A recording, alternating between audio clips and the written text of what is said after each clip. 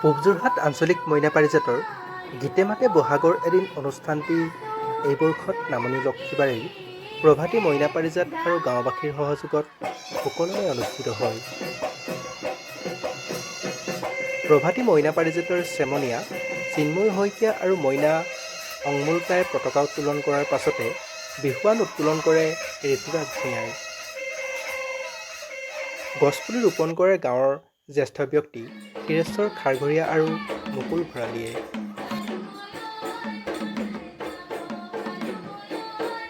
সকলোৰে চিনাকি পৰ্বৰ পাছতে জ্যেষ্ঠজনলৈ সেৱা আগবঢ়ায় মইনা পাৰিজাতৰ কৰ্মকৰ্তাসকলে। দুপৰীয়া অনুষ্ঠিত হোৱা বৰ্ণাঢ্য সাংস্কৃতিক অনুষ্ঠানত পূব যোৰহাট আঞ্চলিক মইনা পাৰিজাতৰ প্ৰায় ২৪টা হুঁচৰি দলে হুঁচৰি প্ৰদৰ্শন কৰে। অনুষ্ঠানত মইনা পাৰিজাতৰ কেইবাটিও শিশু চেমনীয়াই সৃষ্টিশীল নৃত্য প্ৰদৰ্শন কৰাৰ লগতে আমন্ত্ৰিত বিহুদল পিৰাকটা সংগীত বিদ্যালয়ৰ বিহুদলে বিহু প্ৰদৰ্শন কৰি অনুষ্ঠানটি জীপাল কৰি তোলে।